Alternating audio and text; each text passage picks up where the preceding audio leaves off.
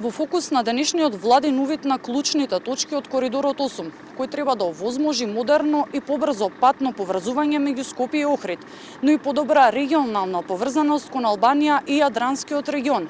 Беше автопатот Кичево-Охрид, проект кој повеќе од 10 години е символ на застој и на пробивање на рокови.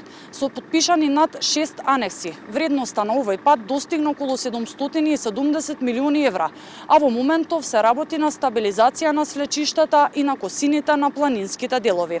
Надлежните уверуваат дека работите се одвиваат со засилено темпо и дека патот ќе биде завршен во предвидениот рок, односно до крајот на оваа година или евентуално до почетокот на следната година.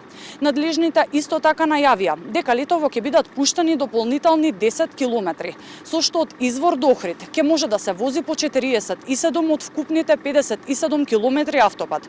Дополнително премиерот Мицкоски најавува и нов енергетски циклус со повторно ставање во функција на нафтоводот по децении застој.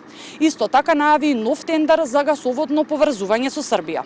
Кога сето ова глобално ќе биде завршено, тогаш ќе можеме да кажеме дека сме навистина регионален хаб и дека од тука понатаму северно со Јужна Европа ќе се поврзува, централна Европа со Медитеранот ќе се поврзуваат, Јадранското и Јонското море со Црното море.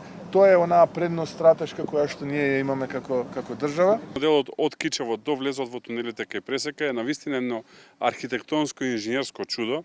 Сами видовте за какви косини се работи, за какви слечишта се работи и практично одиме со стабилизација со галерии и најчесто имаме галерија, мост, повторно галерија, повторно мост, самиот влез во тунелите значи 3 галерии. Драго ми е што со добро темпо и добра динамика се одвива работата и драго ми е што веќе на крајот на оваа година ќе можат сите граѓани на Македонија да користат овој автопат. Ова беше заборавен проект.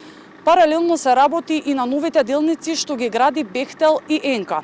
На потегот Гостивар-Букојчани активно се работи на околу 11 километри од вкупно предвидените 31, каде поради сложениот планински терен се градат мостови, виадукти и подпорни конструкции.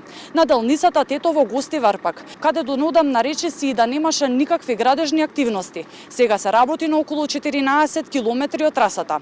И двете делници се очекува да бидат пуштени до крајот на 2029 година. Активно пошуваме за останатиот дел од 11 до 31 да ги решаваме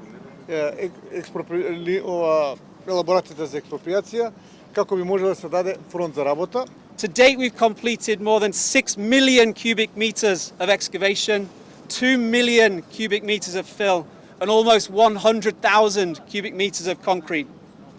We've achieved all of this with the support of over 340 local subcontractors. Новитет на целата траса од Скопје до Охрид ќе биде и затворениот систем за електронска наплата на патарини, со што возилата ќе плаќаат при влез и излез од автопатот без запирање.